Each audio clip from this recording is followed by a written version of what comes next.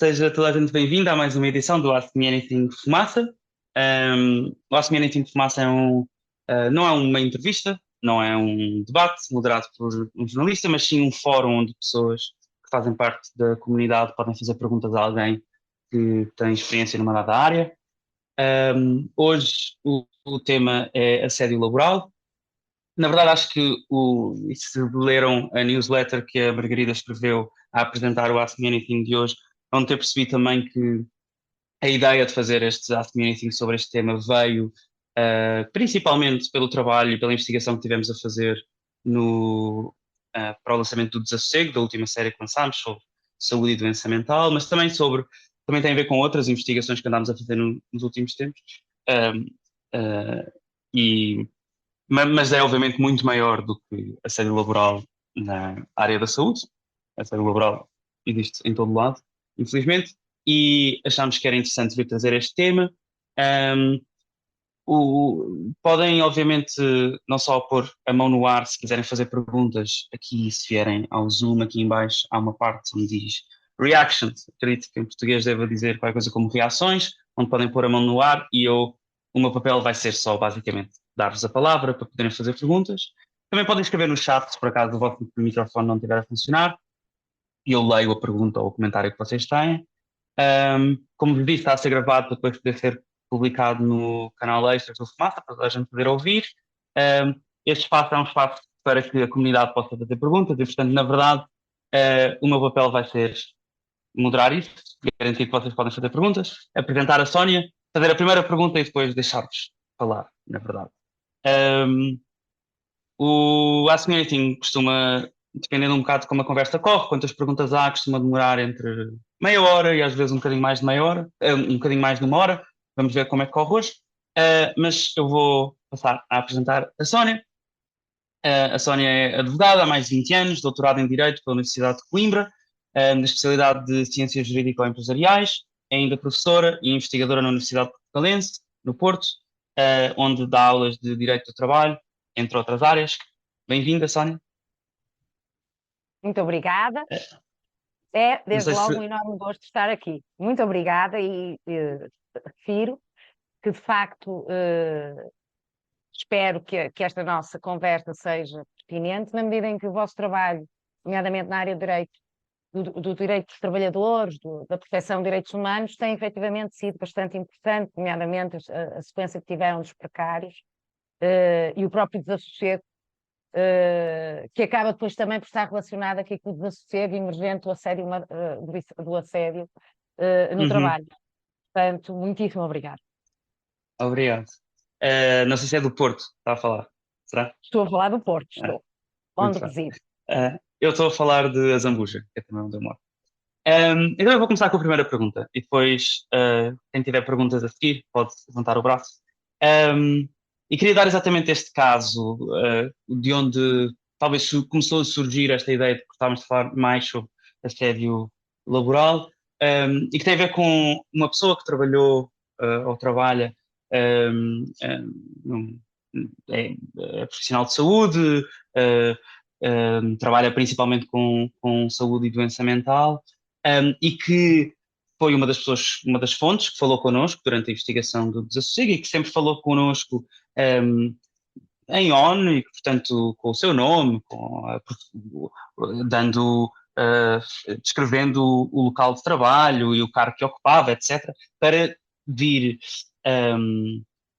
falar sobre violações, o que acreditava ser violações de direitos humanos que aconteciam no seu próprio local de trabalho contra pessoas que estavam internadas ou que iriam ser internadas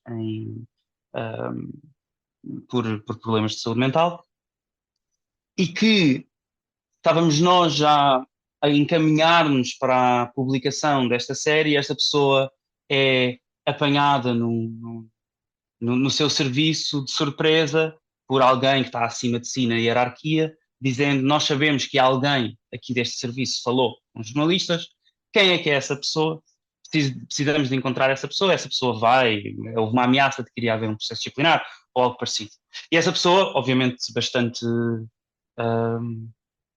sentiu-se ameaçada e falou connosco, enquanto jornalistas, disse, bem, eu falei convosco em ON até agora, eu achei que era assim que iria acontecer, mas na verdade eu gostava de voltar atrás e de dizer-vos que eu não posso ser identificada, preciso que a minha voz seja alterada e preciso também que seja retirado, obviamente, o meu nome, o local de trabalho, etc. Qualquer coisa que me identifique precisa de ser retirada.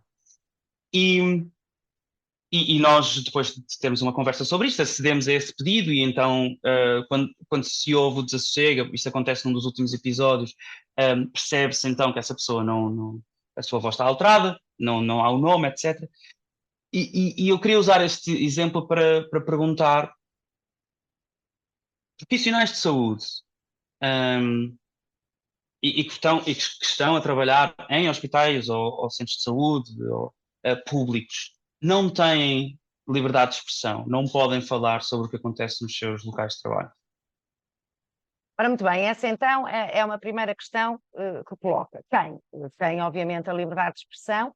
Aliás, não só é um direito, como sabemos, está felizmente contemplado na Constituição, como o próprio Código de Trabalho tem um capítulo, e que acaba de ter, obviamente, também uma ligação à questão do assédio no trabalho, que é efetivamente dedicado aos direitos de personalidade.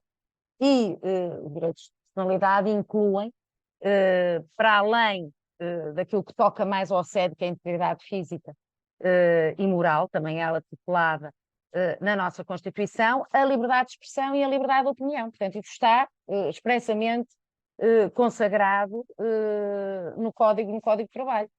Naturalmente, como em todos os direitos temos, nomeadamente até nós, fora do contexto laboral, entre nós na sociedade, os direitos acabam por ter limites, eles não são absolutos. Portanto, no fundo, a liberdade de expressão e a liberdade de opinião que está consagrada no Código, quer para o empregador, quer para o trabalhador, acaba obviamente por ter limites. Ou seja, não podemos inserir na liberdade de expressão, por exemplo, a referência a informações falsas, sem fundamento, injuriosas.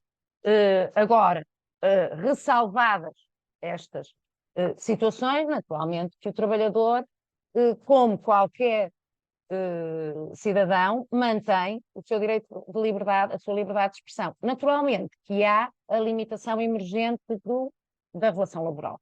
Não deixa de haver em toda a nossa, em todos os nossos direitos, quer queiramos, quer não, ao celebrar um contrato de trabalho, acaba por haver uma autolimitação dos nossos direitos de personalidade. Há, de facto, comportamentos, nomeadamente assumidos em, por exemplo, as redes sociais, questão da liberdade de expressão, em que atribuir certo tipo e fazer certo tipo de afirmações, pois poderiam estar a coberta da liberdade de expressão, naquela relação, pois poder-se-á considerar se ultrapassou o limite.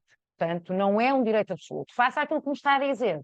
Pois aí o que nós parece que estamos aqui a assistir e que vem efetivamente em sentido totalmente contrário àquilo que a própria União Europeia refere, nomeadamente há uma diretiva a 2019, a 1937, que é sobre o whistleblower, portanto, a pessoa poder participar, a pessoa poder denunciar, a pessoa poder dar a conhecer aquilo que está errado, e temos inclusivamente a nossa lei, a 93/21, veio regulamentar isso, criar estes canais de denúncia, onde até anonimamente as empresas tenham de tratar aquilo que os colaboradores, aqueles com ela lidam, e nomeadamente na nossa perspectiva, estamos a falar aqui na questão laboral, queiram efetivamente denunciar, seja de uma forma anónima, seja de uma forma assumida, sem qualquer problema em assumirem as afirmações. Aquilo que está a referir é efetivamente a instituição a querer cerrar fileiras de forma a que certo tipo de comportamentos, obviamente, não tenham uma divulgação no exterior, utilizando aquilo que se usa muito, que é o receio da represália. E isso O constitui trabalhador assédio laboral? que eventualmente possa sofrer. Tudo depende da forma como há esse comportamento. Porquê? Porque no assédio, e o assédio, faço esta nota, no trabalho pode efetivamente ser o assédio sexual, ou seja, que é mais fácil para as pessoas perceberem na medida em que até goza da proteção no próprio Código Penal, a questão da importunação sexual no artigo 170 do Código Penal e até o crime de perseguição, 154A, tem esta vertente, estamos a falar de um comportamento sexual indesejado, e temos o assédio moral, que é efetivamente aquele comportamento, naturalmente também indesejado, que tem como propósito, constranger a pessoa, humilhar a pessoa. Mas para falarmos de um quadro de assédio, isto para responder à pergunta, nós temos que ter, para além da prática de certo tipo de comportamento, tal comportamento indesejado, tal comportamento hostil, intimidatório, tem que existir efetivamente uma característica que é a duração do comportamento, ou seja, não estamos a falar de um comportamento isolado. Pode existir um comportamento isolado que seja particularmente gravoso, que o trabalhador possa resolver o contrato com justa causa, e é um comportamento só, mas nós não podemos dizer, não, isto é assédio. Não, foi um comportamento isolado. Agora, foi tão grave, efetivamente, houve ali uma violação tão grave com qualquer direito do trabalhador, uma garantia do trabalhador, que ele, sim senhora, resolveu o contrato de trabalho com justa causa para exercer os seus direitos daí decorrentes. O assédio exibe este caráter iterativo, ou seja, são comportamentos concatenados. Tem que existir efetivamente uma repetição para nós de facto já identificarmos, estamos numa situação de assédio. É que normalmente também estão associadas consequências, que é um pouco aquilo que também acontece e que pode ser encontrado nessa pesquisa que estão a fazer do desassossego. Não tanto na própria organização, quem participa ou que sente ou não, mas falando com profissionais de saúde, estando em causa a saúde mental, aferirem, de facto, há um conjunto de pessoas que neste momento têm problema de saúde mental e que são consequência do assédio. Porque uma das grandes consequências do assédio, em termos físicos, é efetivamente o quadro depressivo. Portanto, tem impacto na saúde mental. Mas lá está, este comportamento que me referiu da ameaça, do procedimento disciplinar, num caso isolado, pode efetivamente ser ilícito, na medida em que é o uso abusivo do exercício do poder disciplinar, e qualquer sanção que eventualmente venha a ser aplicada na sequência desse exercício de poder disciplinar, depois poder ser impugnada em tribunal. Se for na sequência do exercício de um direito, ser considerada abusiva, com as consequências previstas naturalmente no Código de Trabalho. Portanto, isso é um enquadramento desse comportamento. Ou então, se verificar uma repetição, uma iteração, ou seja, imagina um trabalhador que demandou a sua entidade patronal por causa de diferenças salariais tão simples, tão simples quanto isso. Eu achava que, de acordo com a lei ou com o instrumento de regulamentação coletiva, a sua retribuição deveriam ser 900 euros, pagavam-lhe 800 e ele levou para tribunal. E que essa pessoa, a partir desse momento, efetivamente começa a ser objeto de ameaça de procedimento disciplinar, do procedimento disciplinar, alteração das funções. Ou seja, associamos ali um esvaziamento das funções, que é uma das formas que nós temos muito comum no assédio, do assédio moral, é a pessoa ser esvaziada das suas funções. Aliás, temos os dois tópicos. Tanto pode ser o esvaziamento de funções, a pessoa que está durante o dia todo sentada na sua secretária e que não tem trabalho, ninguém lhe telefona, não cumprimentam, fica isolado. Muitas vezes é fisicamente isolado, fica na arrecadação, no armazém, no sítio onde ninguém vê, e temos a situação oposta, que é o burnout. Ou seja, a pessoa é de tal forma sobrecarregada de funções, fica efetivamente numa situação de burnout. Mas lá está, são tudo existindo estes vários cenários, nós depois olhamos e vemos, atenção, isto não é um comportamento isolado. Aconteceu isto, normalmente é um evento, ou um desejo do empregador, por qualquer razão, pessoal, profissional, redução de quadros, de levar aquela pessoa a pôr termo ao contrato. Normalmente o objeto é esse. Aliás, a própria expressão mobbing é muito interessante, que é a expressão inglesa que nós utilizamos, ela é muito expressiva, porque ela, se nós considerarmos a sua gênese, acaba por ser o comportamento animal do ataque da matilha, relativamente a um dos elementos que é expulsar. Portanto, tem esta dureza.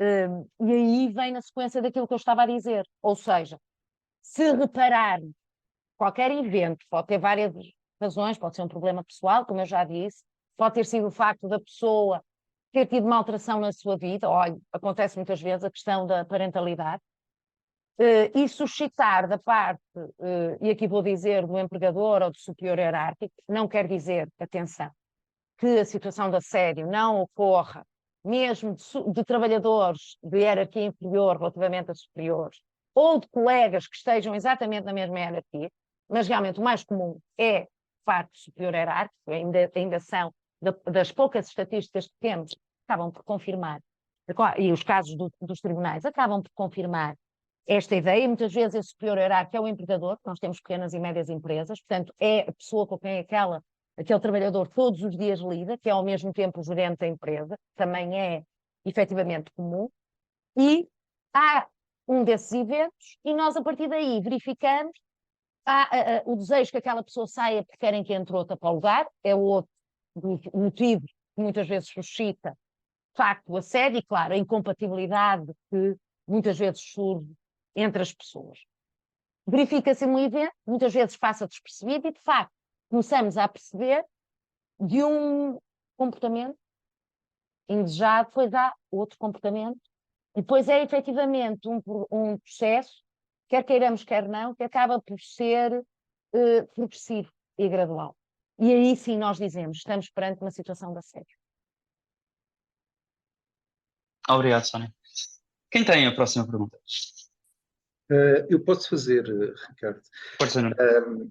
Nuno Costa, boa noite, obrigado Sónia, obrigado ao Fumaça. Eu se calhar começava por fazer uma pergunta de enquadramento, que é de enquadramento jurídico relativamente a este tema.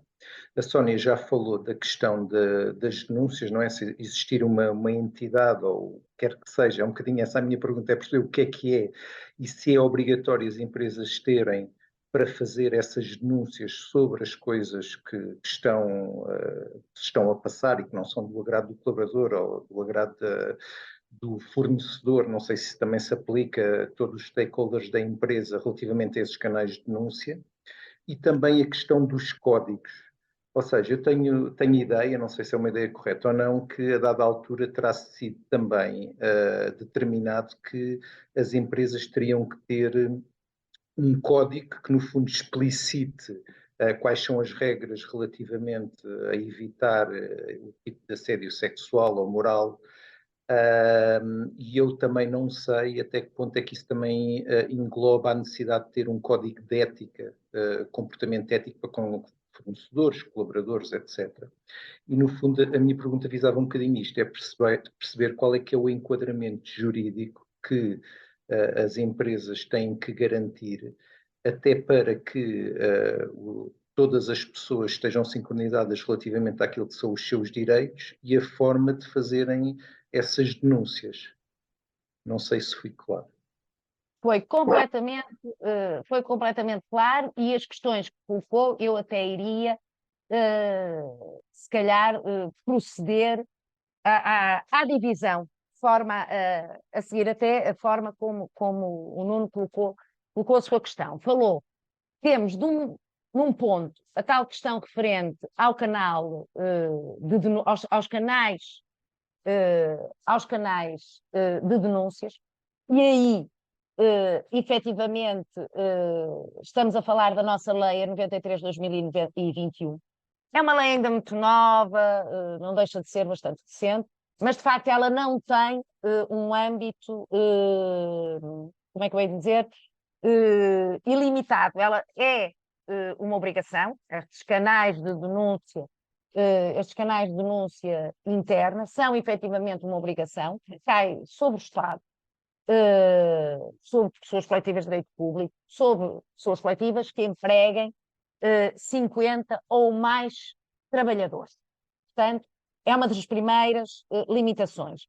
Se por acaso estivermos no âmbito da atividade financeira, aí até é independentemente do número, porque este diploma referente à proteção do whistleblower, aliás, que vem na sequência da Diretiva 2019-1937, ela tem um objetivo, a proteção dos denunciantes de infrações, com um objetivo muito claro. Há aqui uma vontade de combater a corrupção. Portanto, aí o setor financeiro terem de ser criadas obrigatoriamente, independentemente dos limites, estão realmente sujeitos aos canais de denúncia. Já quanto às outras áreas, aí estamos a falar daquilo que são empresas grandes, ou melhor, eu digo grandes, com mais de 50 trabalhadores, que para nós são grandes, no sentido que nós temos um tecido empresarial que efetivamente tem a TME, portanto, e a microempresa, nós vivemos muito com a microempresa e com a pequena empresa. Portanto, essas ficam à margem, de facto, destes canais de denúncia. Portanto, este é o primeiro esclarecimento. O segundo é outro tópico, que é, efetivamente, o nosso legislador tem, e tem tentado, não posso deixar de o referir, tem existido um esforço muito grande para tentar proteger os trabalhadores, nomeadamente no âmbito do assédio. Temos tido alterações, nomeadamente tivemos uma em 17, a Lei 73/17, que o tentou fazer, e tem criado alguns instrumentos que, na ótica do legislador, poderão, efetivamente, comatar e reduzir o assédio. Um deles é o Código de Conduta. É exatamente essa figura do Código de Conduta, que é um dever que os empregadores que empregam 7 ou mais trabalhadores, portanto, aqui já apanhamos a nossa microempresa,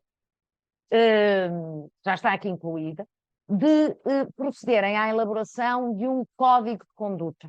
Ou seja, temos que verter para um documento que deve estar ao acesso de todos os trabalhadores, aquilo que são os princípios gerais em matéria de assédio. Ou seja, o que é o assédio,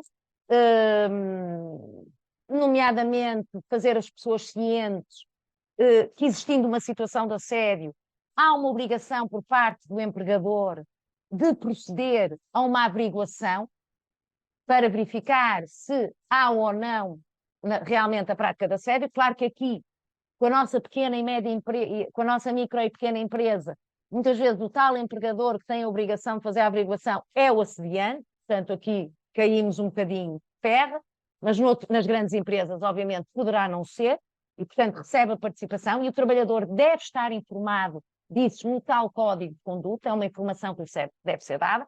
Claro que devemos começar não só por dizer o que é o assédio, mas que é proibido, e que é um dever do empregador respeitar o trabalhador e abster-se de praticar quaisquer tipos de atos de assédio, portanto, a fazer constar essa informação, e depois lá está.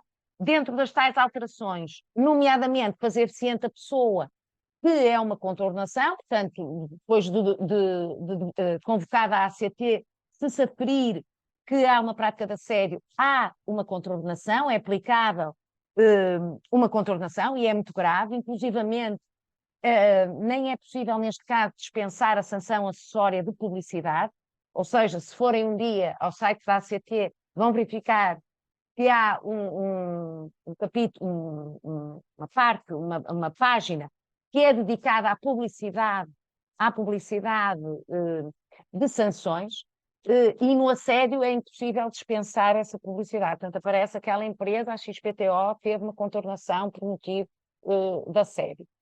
E, portanto, isto tudo são faculdades que estão reconhecidas na lei, nomeadamente uma muito importante, que vem na sequência da sequência dos tais informações que nós devemos colocar no Código de Conduta, o direito à indenização por todos os danos eventualmente verificados, e há, como é que eu hei de explicar, uma espécie de imunidade em termos disciplinares do trabalhador ou da testemunha que efetivamente tenha procedido à denúncia de uma situação de assédio. Essas pessoas, essa testemunha, esse trabalhador, por força da lei, não pode ser sancionado a não ser, isto em termos disciplinares, claro, falamos só na relação laboral, a não ser que tenha agido com dolo, por factos que eventualmente tenha, e declarações e factos que tenha praticado, no sentido de proceder à denúncia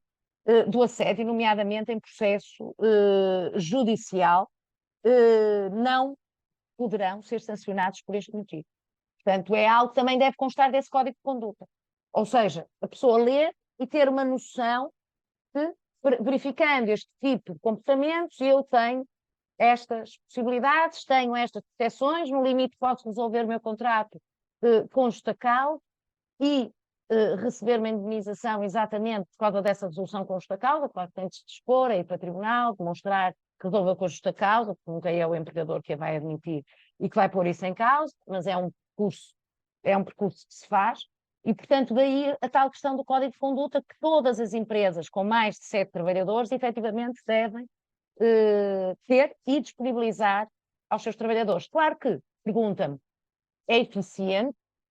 Eu respondo. Já tenho tido casos com códigos de conduta que eu diria irrepreensíveis, o mais completos possíveis, absolutamente divulgados nos sites da própria empresa, com acesso aos trabalhadores, e que não são cumpridos.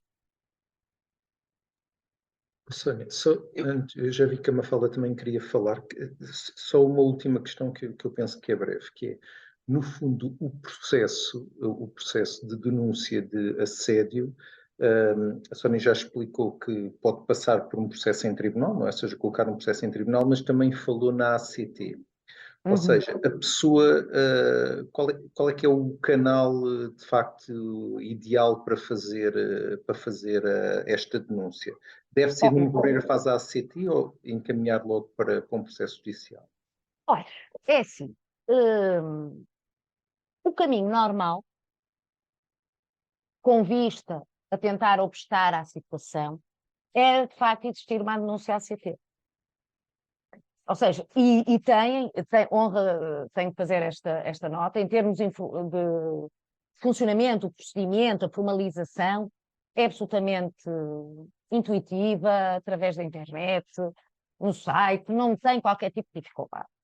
E, de facto, seria o ideal que eu procedesse à denúncia, a ACT se deslocasse à empresa e, de facto, até pudesse ali, face à averiguação dos factos, até conseguir controlar e até suster o que se passa.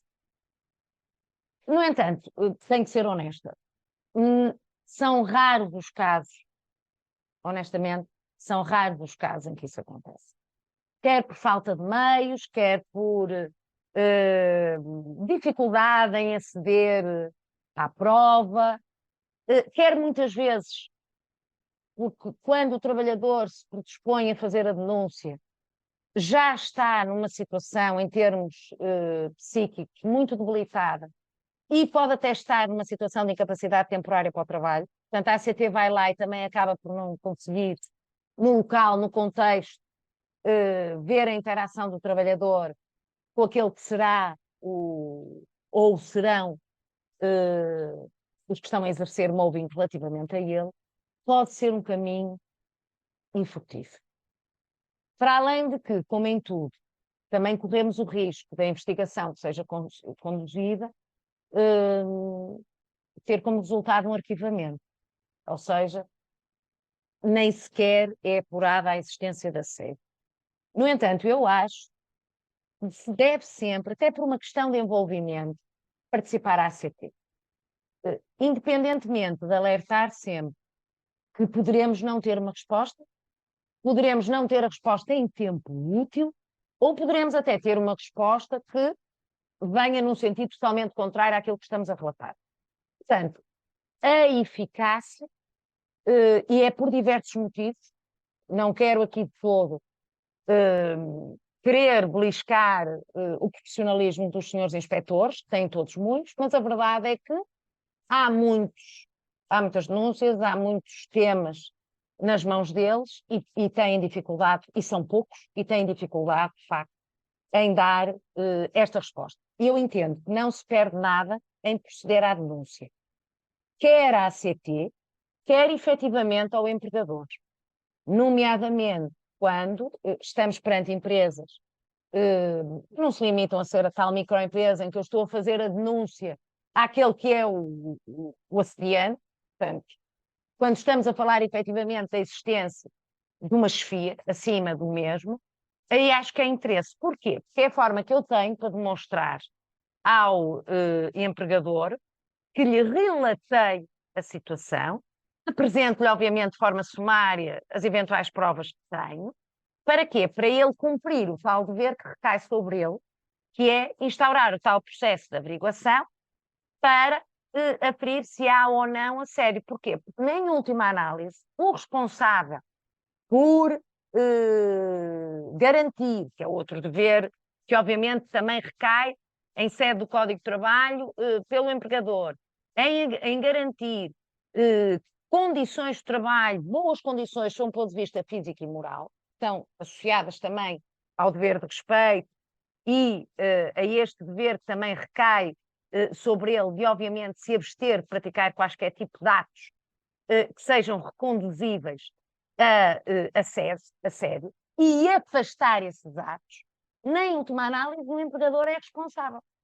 Não é por ele ter praticado, mas é porque teve conhecimento, porque não executou as diligências necessárias e porque não cumpriu o tal dever que é afastar estes atos que possam pôr em causa a dignidade do trabalhador. Portanto, temos sempre interesse em envolver a ACT, mas sempre com esta perspectiva que poderá não produzir os efeitos que nós entendemos, que nós esperávamos.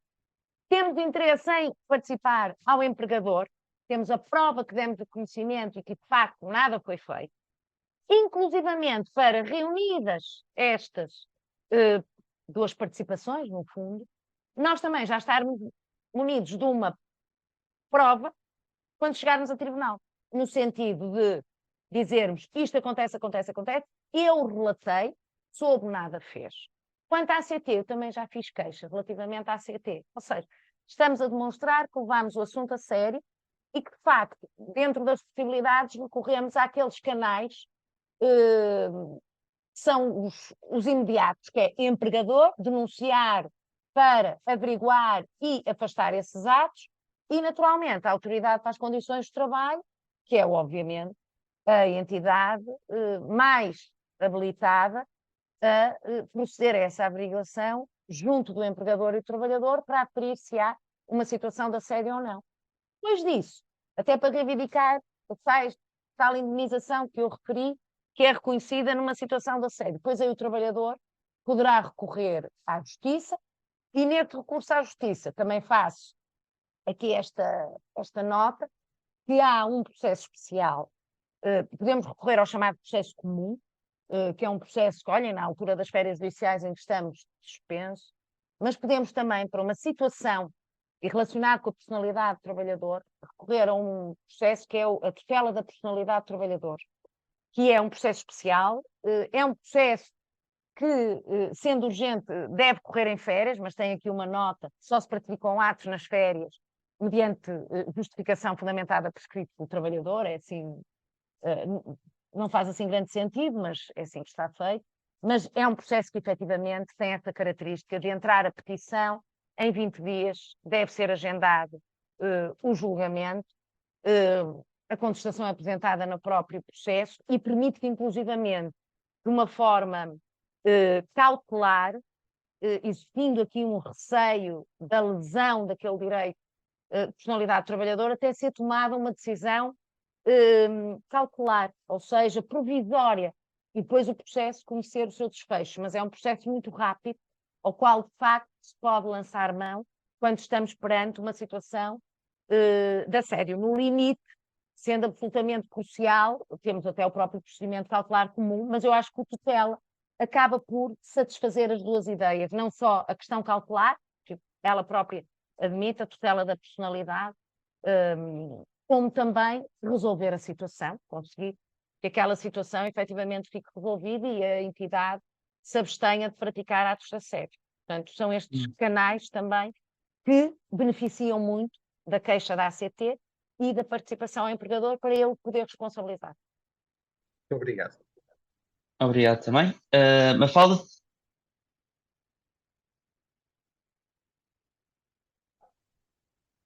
Olá, boa noite.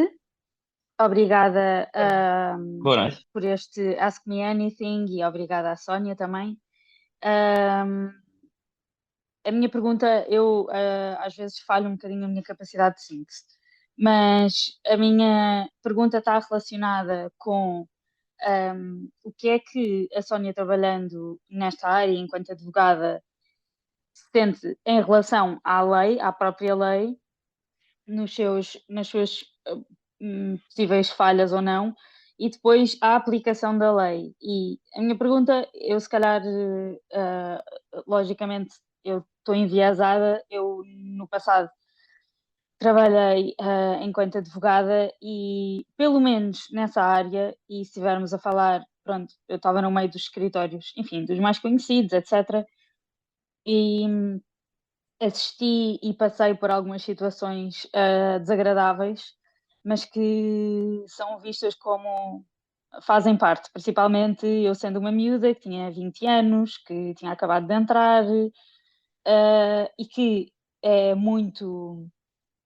Os incentivos para se fazer alguma coisa em relação a essa situação são nulos e já ouvi, disseram a mim e outras pessoas do género, o melhor, se quiseres ter um futuro em algum escritório bom, é estar calada. E então era um bocadinho para perceber, vem um bocadinho o meu ceticismo, talvez na aplicação da lei, mas também tenho curiosidade em relação àquilo que é a nossa lei e se de facto é uma lei boa, digamos assim, e compreensiva e extensiva e que protege e que está aplicada à realidade, e depois também o que é que se vê na prática, o que é que a Sónia vê na prática em relação a estes casos, se tem sucesso, não tem, se... Obrigada. Muito obrigada eu pela pergunta, que é muito pertinente. Ora bem, e vou procurar aqui também fazer essa análise, porque também me pediu, quanto à lei e quanto à aplicação. Quanto à lei, há uma crítica que eu vou fazer à lei, que vai suscitada exatamente pelos problemas que eu tenho na prática. Eu não considero a lei portuguesa uma lei, no que toca ao assédio, uma lei que esteja mal feita. Acho que o legislador tem procurado, e de facto nós falamos do assédio já desde 2003, do Código de Trabalho de 2013. Na altura, eu lembro-me que dei uma conferência, era conferência, ou melhor, era formação, e por acaso até era essencialmente profissionais da contabilidade. E era sobre diferentes temas de direito do trabalho e falei do assédio, e aquilo era 2013, o tema não interessou absolutamente a ninguém. Portanto, estavam todos interessados noutras questões, o assédio passou assim completamente ao lado. Mas a verdade é que o nosso legislador preocupou-se com ele, já tinha estudado, sabia. E, de facto, era um fenómeno que estava a ser ele próprio também analisado noutros países, nomeadamente França, Espanha, e que estava a ser levado a sério nas relações laborais, e nós criámos então a legislação que temos vindo a aperfeiçoar. Porque é aquilo que eu digo, nós não posso deixar de dizer que em 2017 o legislador ele procura, dentro do possível, ir aprimorando a legislação. Há um problema, que é o problema que eu tenho na prática. Eu tenho relatos de muitos casos em que é gritante o assédio. Só que e sabe isso tão bem como eu, nós para ganharmos os casos em tribunais, no tribunal, temos o ónus da prova. E os casos de assédio são extremamente difíceis de provar. E não temos, de facto, qualquer tipo de inversão do ónus. Temos, se estivermos num assédio que seja de natureza discriminatória. Porque, efetivamente, se estiver baseado num fator de discriminação, o trabalhador tem uma doença profissional por causa do género, se conseguirmos, aí temos a vantagem do 25 do Código de Trabalho, inverter o ónus da prova. Ou seja, o trabalhador tem de demonstrar eu estou a ser discriminado e tem de ser depois o empregador a demonstrar que efetivamente não há qualquer tipo de tratamento discriminatório. Mas muitas vezes o assédio não tem nada a ver, não tem um fator discriminatório. É, pura e simplesmente, os casos mais comuns, problemas pessoais que se criam entre a chefia e o subordinado. Acontece absolutamente, é absolutamente comum. Ou então, pura e simplesmente, aquela pessoa está naquela empresa e que alguém, a sua chefia, pretende afastá-la porque lá está a incompatibilidade ou porque quer colocar outra pessoa no lugar daquela. Portanto, não há aqui discriminação. Resumindo, nós temos um problema muito grave na prova. Ou seja, o trabalhador que alega assédio, ele tem que provar perante o tribunal os factos de que foi vítima. E aqui temos um problema. Muitas vezes os factos foram efetivamente praticados pelo empregador dentro de 4 paredes, não tem prova, estávamos os dois sozinhos, é a palavra dele contra a minha, este é o cenário, e depois temos o outro cenário. Foi efetivamente ao assediante, ao assediado e há realmente aqueles que assistem ao assédio. E aqui temos um problema. Precisamos que eles alinhem connosco para em tribunal fazerem a prova. E aqui surge o enorme problema. É que as pessoas, os outros, especialmente porque até veem o que está a ser feito ao colega, têm medo.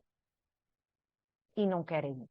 Por isso é que nós, não sei se já reparou, nós no Código de Processo de Trabalho, lá está mais uma alteração que o legislador efetivamente fez em 17. Estabelece que as testemunhas em processos de assédio são sempre notificadas para comparecer em tribunal.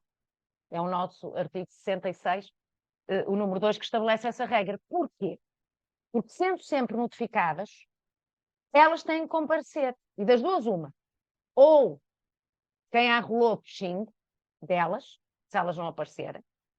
Ou, no limite, até podemos recorrer, pode o tribunal ordenar que compareçam com recurso à intervenção força pública para estarem presentes no tribunal. Claro, é uma proteção, portanto, são testemunhas que alguma justificação vão ter de encontrar para não estarem presentes no tribunal, sob pena de efetivamente sofrerem as devidas consequências, nomeadamente em sede de multas, inclusivamente, ou até serem forçadas a ir a tribunal, mas também nós sabemos que é muito complicado para um advogado estar a produzir prova com uma testemunha hostil ou com uma testemunha que está contrariada, porque ela resolve o problema muito facilmente, senta-se, aparece e diz: não sei, não me lembro, não estava presente, eu não estava lá. Este é o grande drama da nossa lei. Não é propriamente a forma como a lei está efetivamente gizada, não é até, também se deve fazer a nota, o excelente trabalho, quer doutrinadores, quer a nossa jurisprudência, tem feito sobre os casos de assédio, porque efetivamente temos já um trabalho muito rico, sob o ponto de vista doutrinário e sob o ponto de vista jurisprudencial, mas para isso precisamos da prova. E dizem: bom, mas eu tenho esta documentação, eu tenho toda os e-mails, isso já veio ajudar, efetivamente, já há muita coisa que se escreve por e-mail, de facto acaba por ter uma força probatória relevante e interessante. Só que é que não chega. É preciso que alguém de viva voz diga: eu vi. Naquela reunião, a pessoa foi exposta. Eu estava presente. Eu vi. Eu vejo que é um comportamento que tem relativamente àquele meu colega e não tem relativamente aos outros. Eu preciso de alguém, quando é, por exemplo, uma situação que é tão comum, esvaziaram as funções, mudaram a secretária para um canto, estou sozinha, não me passam as chamadas, eu alego isto tudo, mas eu preciso que haja alguém, e não é suficiente as declarações de parte a relatar, ajuda, mas não deixa de ser o próprio em sede própria, portanto, já sabemos que a apreciação é efetivamente muito, muito menor do que quando estamos perante uma testemunha, um terceiro. Nós precisamos de alguém que o relate e que diga, não, eu vi o António um dia inteiro sentado na secretária e virado para a parede. Disseram para não passar chamadas ao António. É preciso esta contextualização. E mas o grande problema do assédio, e daí pensar-se e ser discutido, e já vários autores o sustentaram, seria efetivamente haver aqui uma inversão do ônus da prova. É a prova. Porquê? Porque as testemunhas são os meus colegas de trabalho. E os meus colegas de trabalho podem até estar o mais, em alguns casos até estão, noutros não. Noutros assumem logo, não quero qualquer tipo de envolvimento, eu sou aqui trabalhador, não quero ser envolvido em tal coisa. Mas outros até podem, não. E olha, eu vi, eu sei. Agora, por favor, eu não quero ser envolvida nisso. Não posso. Desculpa, eu não vou ao tribunal. E isto dificulta-nos muito, efetivamente, a vida. É por isso que ajuda a tal queixa, a ACT, seria conveniente a ACT ir lá, ajuda a participação ao empregador, vem tentar exteriorizar o que se passa. Mas o drama do assédio do êxito de casos de assédio é efetivamente fazermos a prova. Mas aí o trabalhador, é o que eu digo, tem que relatar, tem que fazer um relatório, muito cuidado de tudo o que for documental deve organizar, ter inclusivamente um caderno. Se é uma comunicação que é feita, por exemplo, por e-mail, pois arquivar, guardar esses e-mails, onde realmente se dirigem a ele, utilizando expressões menos adequadas, onde se percebe que há ali uma agressividade, onde é dada uma determinada ordem que não devia ser dada. Mas é o que eu digo, é preciso sempre que arranjem alguém a bordo. Ou, eventualmente, no limite, se não conseguirem, olha, vamos chamá-los a tribunal. E pode ser que, sentados perante o tribunal, as pessoas ficam normalmente muito alteradas quando se veem perante o juiz, que até se disponham a dizer a verdade e, pelo menos, a corroborar alguns factos, ainda que possam alegar perante o empregador, eu fui lá porque fui obrigado, eu não sabia de nada, mas podem ajudar a construir o caso. Mas o problema, efetivamente, é este e compreende-se. São relações subordinadas, são empresas pequenas, não podemos dizer, na sua maior parte dos casos, podem ser empresas pequenas, mas nas grandes acontece o mesmo, devo dizer. E, naturalmente, temos que pensar, as pessoas têm muito medo da represália. E esta questão da proteção, a imunidade, não poder ser objeto de procedimento disciplinar, que a lei reconhece, pois, as pessoas também fazem a ponderação e todos sabemos, a fonte de rendimento, na maior parte dos casos, das pessoas para prover ao seu sustento e ao da sua família, é o seu emprego, é aquele trabalho que tem. E tem muito receio, estando a assumir uma posição em favor de um colega que é vítima de assédio, e esse trabalho, que essa fonte de rendimento possa ser posta em causa e possam até ser eles a serem vítimas de assédio como repressão. Essa é a grande dificuldade que a minha experiência efetivamente tem encontrado, a minha e julgo todos os colegas e as colegas que trabalham nesta área, é nós conseguirmos efetivamente fazer a prova no tribunal. Obrigado. Obrigada. Quem tem a próxima pergunta?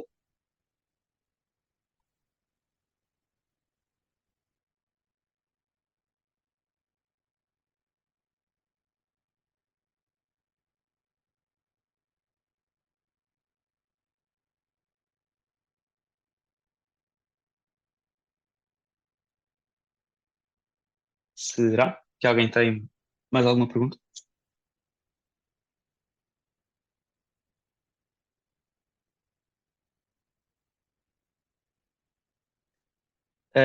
Luís? Luís Caldeira? Pronto, não é o Luís, é a Catarina. Olá, Catarina. A minha pergunta prende-se com se eu tiver sido sujeita a situações de assédio e por causa dessa situação de assédio tenha terminado o meu contrato e tenha ido trabalhar para outro sítio sem fazer qualquer denúncia, porque por simplesmente não estava a aturar aquilo, eu ou outra qualquer pessoa hipotética que não sou eu,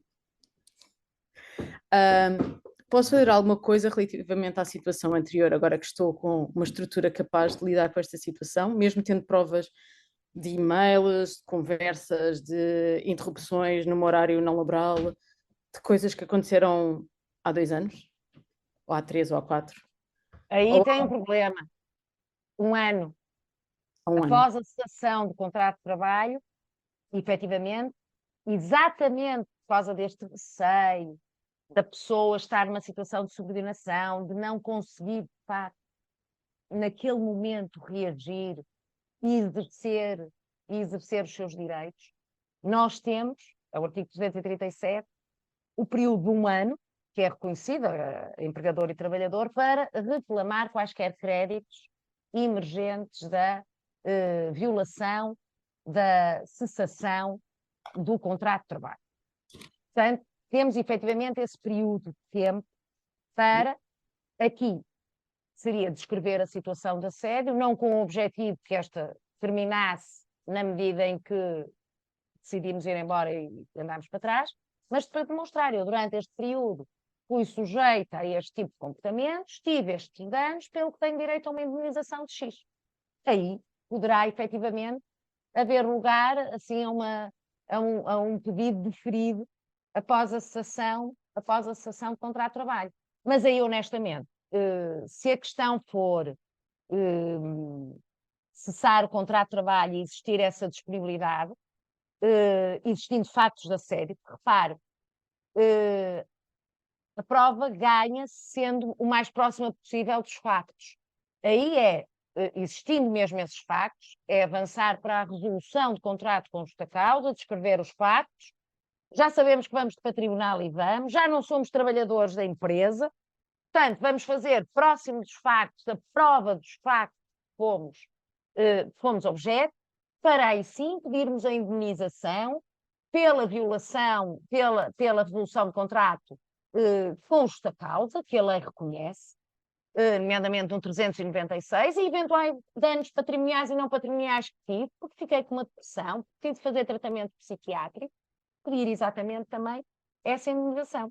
Seria a forma mais eficiente, porque estar a cessar, bater com a porta e depois vir instaurar a ação, há aqui um hiato de tempo, é perfeitamente lícito, mas a própria pessoa já não terá disponibilidade para estar mergulhada em assédio depois de ter tomado a decisão por termo ao contrato. Agora, tomar a decisão, põe termo ao contrato, mas se estiver muito segura, põe efetivamente termo ao contrato, tem os factos, descreve os factos, e aí sim, pronto, então agora vou para o tribunal, já não sou tua trabalhadora, eu resolvi o contrato com justa causa, tribunal reconhece que há justa causa, quero a indemnização que efetivamente a própria lei me reconhece, parecendo que não deixa de ser uma indemnização que pode ser fixada entre 15 a 45 dias, consoante a ilicitude de cada ano de antiguidade ou fração, e inclusivamente danos patrimoniais e não patrimoniais que sofri. Lá está aquele caso, consultas médicas, tratamentos psiquiátricos,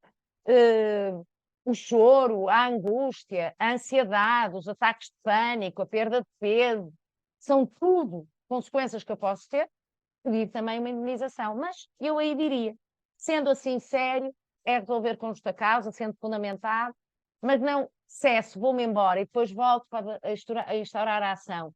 Posso fazê-lo, mas perde-se no tempo, perde-se aqui, há um hiato de tempo que vai acabar por esgorar e por camuflar, por disfarçar, por tornar menos nítido o assédio que a pessoa foi objeto. Portanto, é possível, mas não será a forma, para o meu entendimento, mais eficaz. Obrigada. Mais perguntas? Quem tem?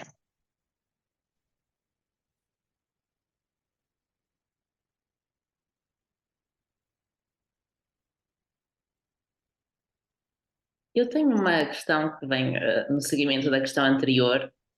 No Força, caso em Carla. que pessoas que setam o contrato, que têm condições para ir para outro sítio, e não estão a passar por esse processo, poderiam ser eventualmente testemunhas de casos de assédio que esteja a ocorrer. Por exemplo, eu sou Qualquer interna problema. de formação geral, portanto venho da área da saúde e fazer uma queixa de assédio enquanto nós estamos durante o internato, porque há um vínculo, porque nós somos trabalhadores, mas estudantes ao mesmo tempo, não é? Formandos, eu não posso, não quero mais, vou ser médica noutro sítio, não funciona exatamente assim. Mas a partir do momento em que termino o internato, eu fico com uma autonomia que antes não tinha. Claro. E essas pessoas poderiam ser úteis para os anteriores, entre aspas. Claro, é a pergunta que eu faço sempre. E não tenho nenhum colega seu que não tenha, que já lá não esteja, mas que conheceu esses factos, conhece alguém, ai, lembro-me a Maria, a Isabel, e digo-lhe, sendo pessoas corretas, podem ser excelentes testemunhos. Em especial até quando dizem, que é muitas vezes o caso, eu saí da empresa, eu não tenho nada contra a empresa. Olha, saí sem qualquer tipo de problema, termo ao contrato, tinha outro projeto. Mas aparece lá, mas eu estava lá, eu vi fazer isso. E conta, claro que sim, pode ser uma excelente testemunha. Aliás, normalmente devo dizer, estou assim a fazer assim, uma recapitulação, a pensar nos casos, naqueles que eu tenha tido assim mais marcantes, e em testemunhas. Olha que as boas testemunhas que eu tenho tido em processos de assédio, por acaso, até são antigos colaboradores. Porque vão muito tranquilos, muito seguros, sem medos, sem receios. E isso também é muito importante, é que nós precisamos de uma testemunha, mas credível, tranquila, que inspire e que revele, eu não estou aqui numa vendetta, não estou efetivamente aqui a querer fazer um ajuste de contas, eu não tenho nada a ver com o empregador, olha, eu já lá trabalhei, mas já não trabalho. Sem qualquer problema, porque às vezes, e há casos em que houve litígio, e aproveitam logo, ai, mas a senhora teve um litígio, não teve?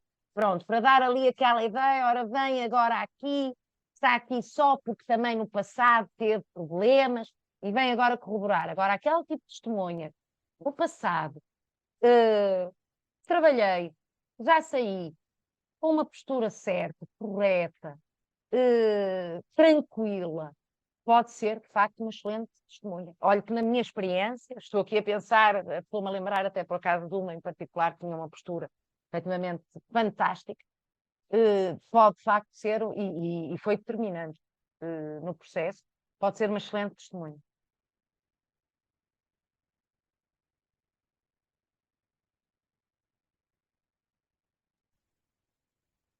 Ok, são 10h05, quer dizer que já estamos aqui há uma hora. Eu se calhar ia perguntar se havia mais uma pergunta, talvez duas no máximo, e se não houver, terminamos daqui a pouco. O que é que vos parece? Eu, Ricardo, era capaz de fazer uma pergunta e eu, se me permite, só para já, Claro. vamos lá, eu é que faço a pergunta. Não, mas é muito simples. E até porque é uma questão até de curiosidade. Gosto sempre de saber se quem nos deu o enorme prazer de interagir neste programa da Fumácia, para mim, repito, foi extremamente gratificante, se têm apercebido nas vossas relações e até de contactos indiretos que têm, que de facto o assédio está presente no contexto laboral. Da vossa experiência pessoal, em termos de conhecimentos, se efetivamente têm tido já alguém que, direto ou indiretamente, abordou o tema e que vos fez pensar que realmente é um problema. Bem, sim, claramente. Aliás, eu estava a dizer isso no início que uma das razões porque foi particularmente relevante trazer este tema foi porque nós temos estado cada vez mais no nosso trabalho a encontrar fontes que nos falam de assédio laboral. Usualmente também tenho sentido que as pessoas não usam o termo assédio laboral, usam o género. Estou a ser perseguida por instituição tal, uma coisa assim do género. É o termo mais comum, Ricardo. É engraçado, É? ainda bem que falou. Estou a ser perseguido. Há uma perseguição.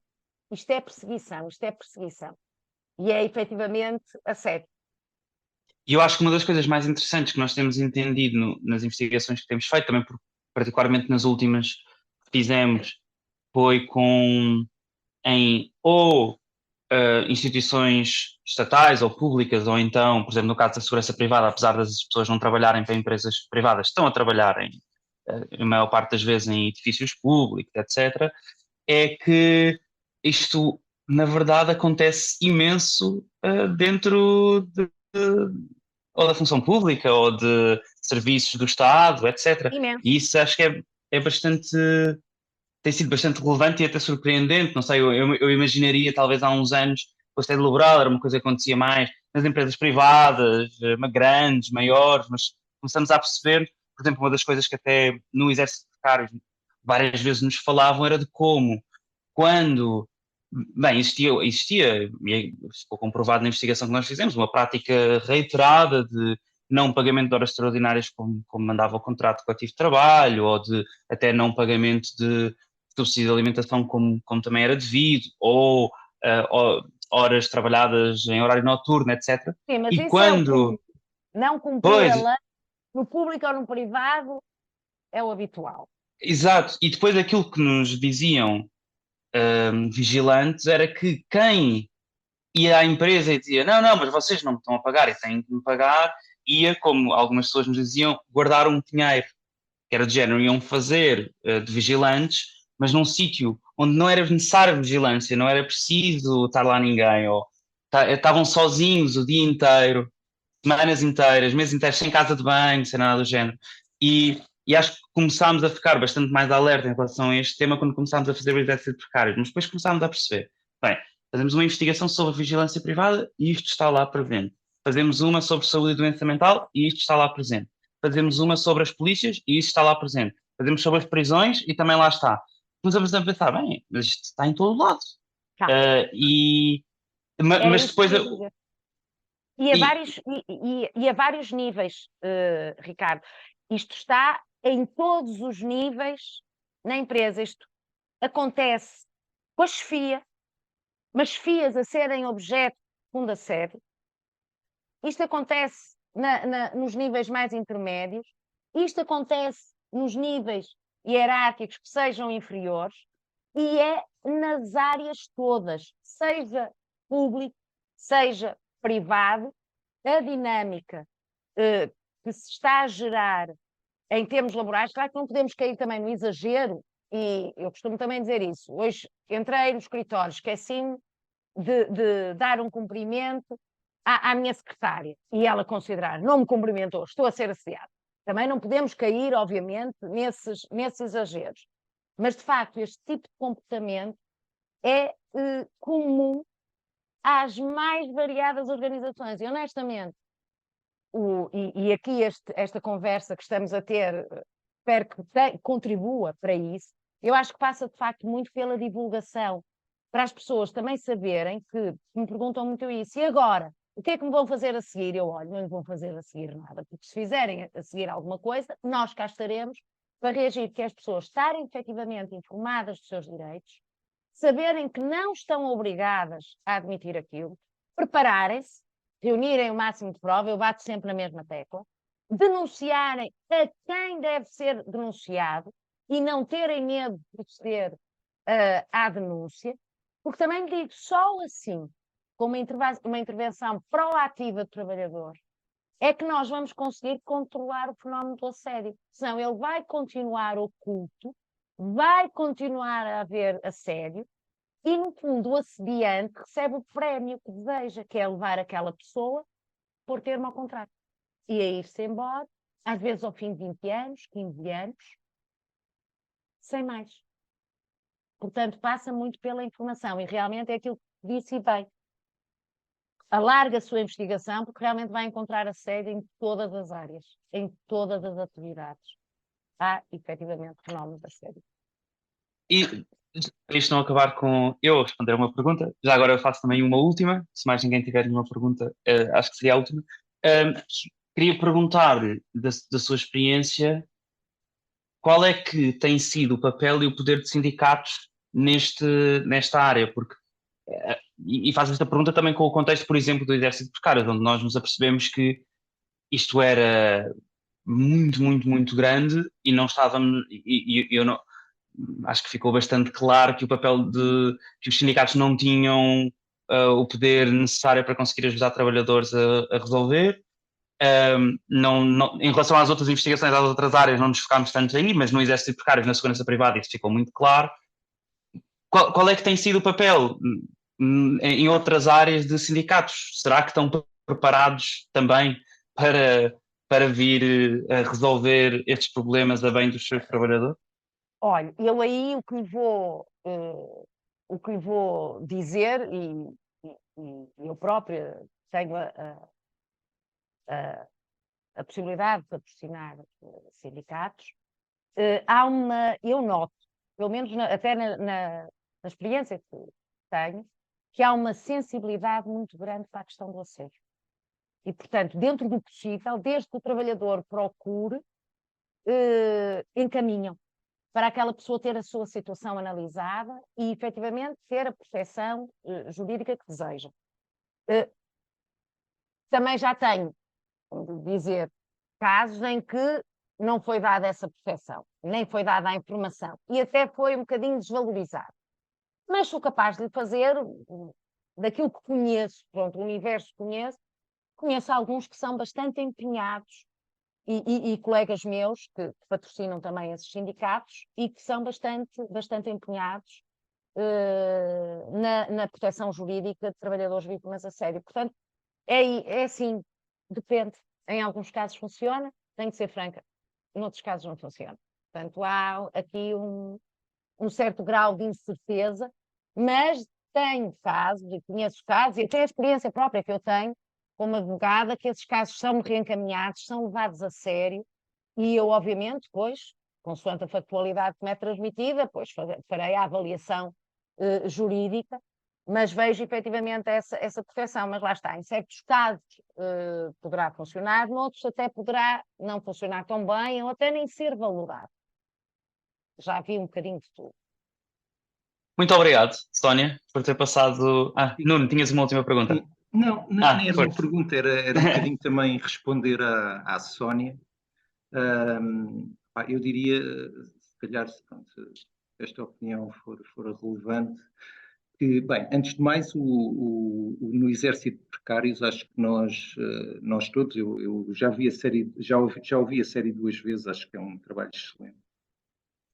Mas no fundo acho que o pecado original está antes daquelas empresas, ou seja, e vocês acho que abordam isso também na série, quer dizer, no fundo existe uma série de entidades que, necessitando do serviço de segurança, encostam à parede, não é estar a defender aquelas empresas, obviamente, mas encostam à parede uma prestação de serviço em prestadores que não têm qualquer valor acrescentado, a fim de que alguém faça um trabalho sujo com o objetivo de lhes proporcionar o melhor preço possível e deles não estarem a contratar diretamente as pessoas. Não?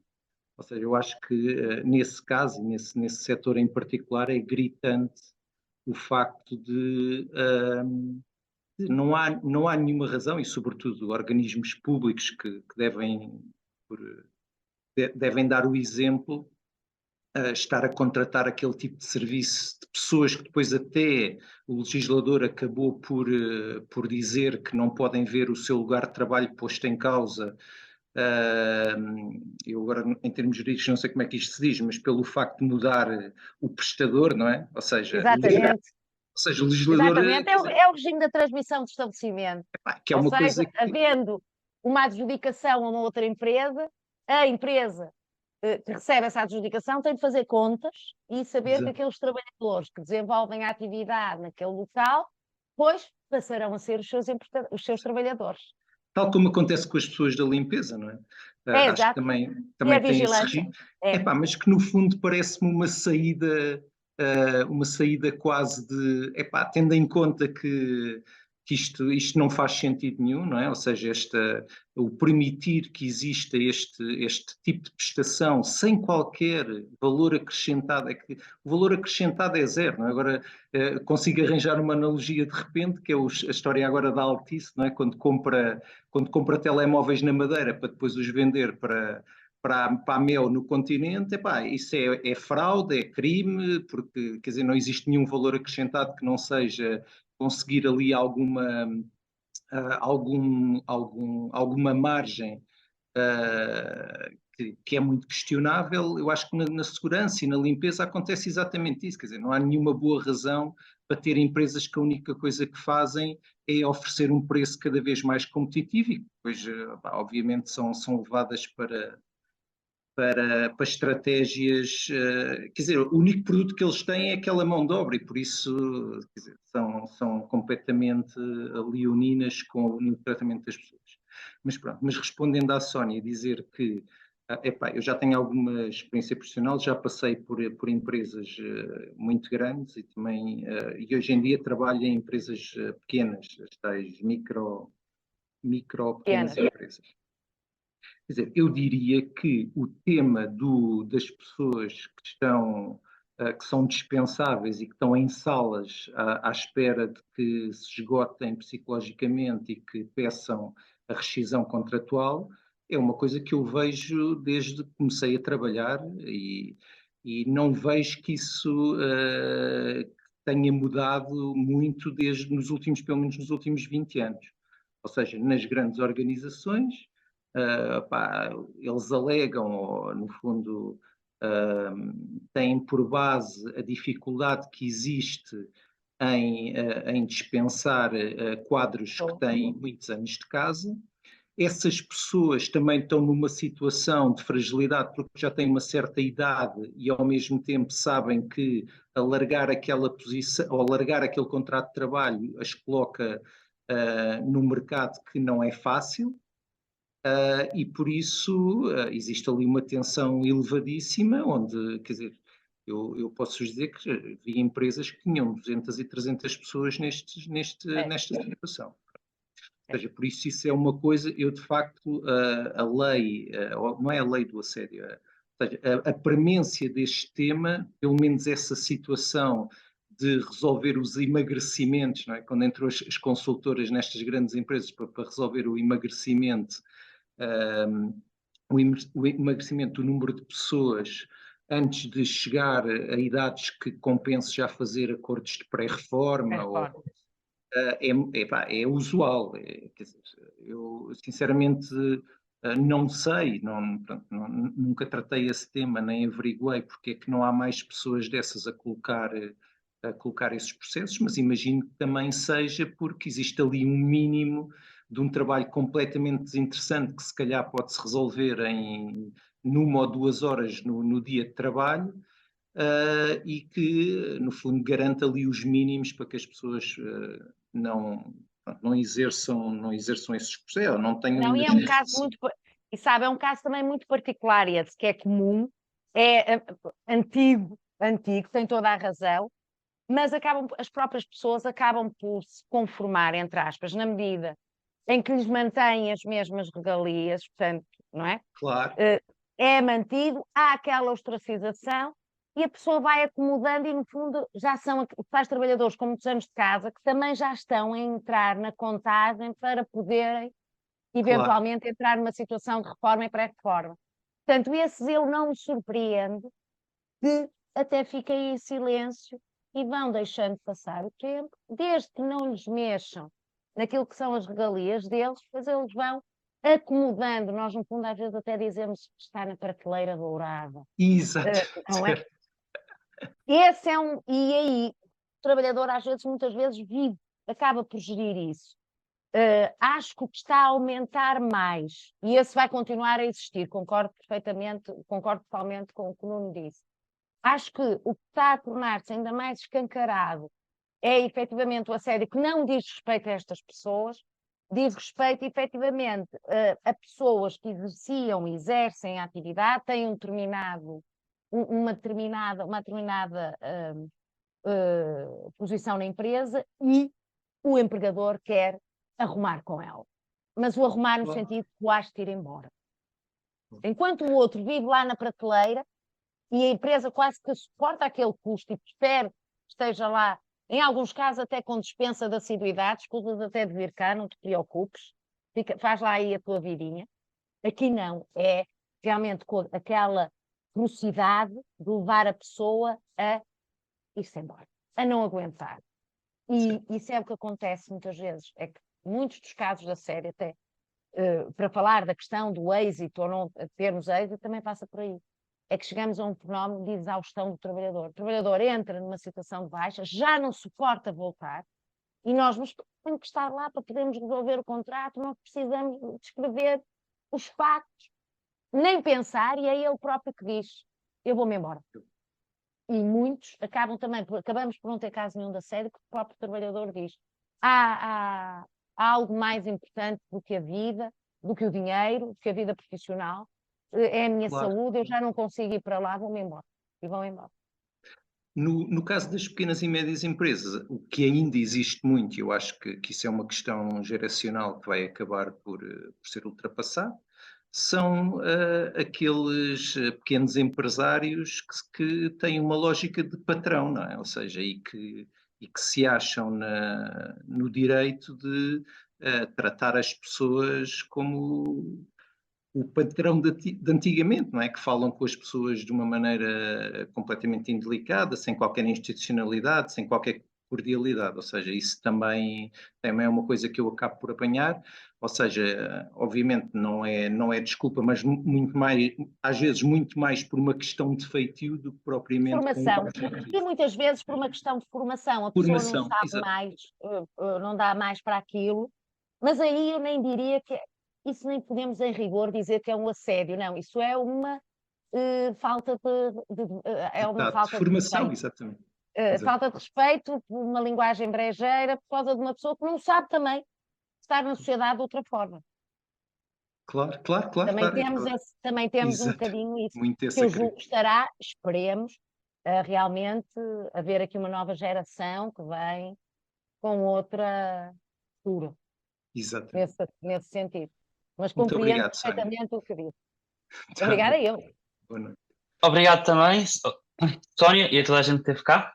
Já saíram agora, entretanto, algumas pessoas, mas eu gostei muito, espero que tenham gostado também. Sónia, obrigadíssimo por ter estado cá, Boa noite. por ter Até à partilhado Obrigada eu. connosco. Sim. Mais uma vez, muito No- obrigada ao convite à fumaça. Obrigado. E foi mais um Ask Me Anything Fumaça. No próximo mês temos o Inquietações, o Clube de Discussão Fumaça, e daqui a 2 meses, novamente, o Ask Me Anything. Portanto, no Slack vão já dizendo que temas é que gostavam de falar na próxima vez. E até já. Até já. Até já.